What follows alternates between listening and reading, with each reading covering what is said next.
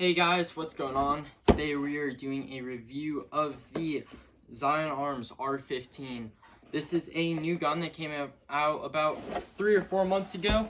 I got the short barrel version and let's check it out. So the Zion Arms R15 is a full metal construction which feels very nice and sturdy. It's got a 6.03 inner barrel, so it already comes with a pre-upgraded inner barrel and a 19K high torque motor, which gives it very nice trigger response and a solid rate of fire. You'll see that later in a chrono demo. Other little feature that most guns don't have is a working bolt catch. So when you pull bolt back to adjust your hop up, the bolt actually locks. Then when you hit the bolt catch here, it actually snaps it back into place. So then you don't have to do this weird little thing where you're holding this to adjust your hop up and everything. It makes it a lot easier. And the biggest part of this is the Zion Arms Nebula programmable Mosfet. So this comes pre-installed with a Mosfet, which of course is good for running lipos and all of that. This Mosfet runs semi, and then you can do semi-lock, binary, and then from 2 to 5 round burst, as well as full auto. This whole package comes with your gun, a magazine, your programming card, which you'll want to keep that around and handy just so that you know how to program it and all that. Comes with a nice little Zion Arms patch, the muzzle brake for this, so you can put your other muzzle brake onto here, and then a speed loader, which is really nice, and it looks like a 150 round speed loader instead of just a normal little speed loader. So that's a nice little include thing. So if you just buy this, you can already play out of box. You need another speed loader to load this mag, since it's a mid cap and not high cap. So just feeling this gun, it feels very, very steady and very stable, and that's because of that all metal build-in, and it feels really nice in your hands just because this little short barrel. It feels so good. And so on the bottom here, there is no Picatinny rail, no M-lock, no ability to add M-lock onto here. But it comes with this nice little angled foregrip, which already feels really nice. On the sides, there's M-lock, and then of course on the top, it's just full Picatinny. Yeah, so let's get into a shooting demo. Alright guys, so we are going to do our chrono test, and I'm also going to show you the different modes of fire this thing has with its programmable Mosfet. I also have it with its custom paint job now, which it looks so nice. I did it myself, and it's kind of like a little snake skin, like more desert pattern, but here it is.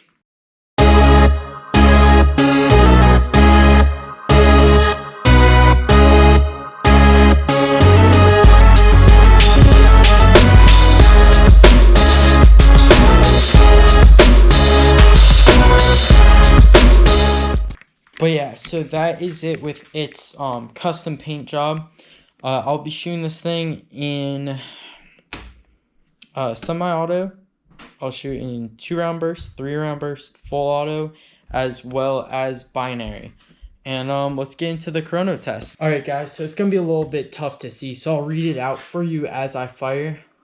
This is shooting with 0.2 gram BBs, 346, 349, 346, 345, 348, 352, 346. So that's the average FPS there. So here's it in full auto. See what that RPS is.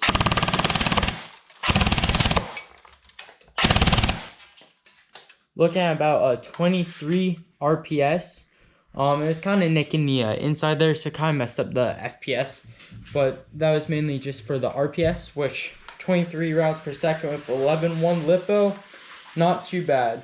How the Nebula Mosfet works in here. So basically, you got your gun in safe.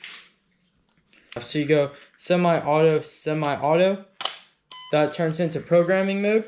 Now each time you pull a trigger, gives different sounds. So right now it's in 2-round burst. you can tell by the 2 beeps. You hold the trigger down for 2 seconds.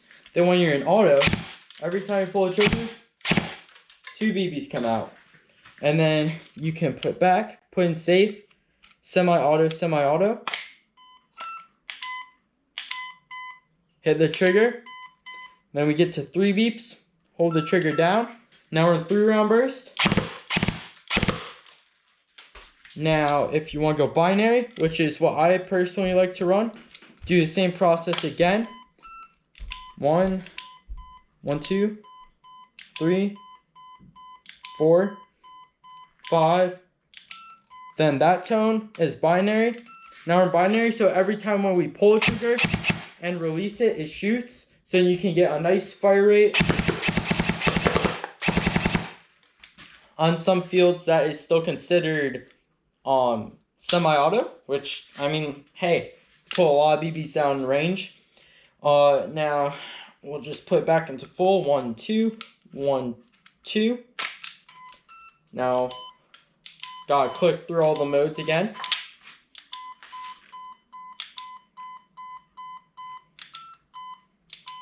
That tone's full auto. Hold the trigger. Now we're in full auto. So that's what's really nice about this Nebula programmable Mosfet, is it switches through modes so easily, and depending on what you're trying to do, how much ammo you have, whatnot, you can adjust this thing fully to your playstyle. So I'm either going to run it on a 2-round burst or a binary trigger. But let's just get to some tracer shooting. Alright guys, it's a little dark out, but that's okay, it'll make tracers look nice. I'm using a Ace Tech Brighter C, and right now my gun's set in binary with Ace Tech .2 gram BBs. Let's see how this thing flies.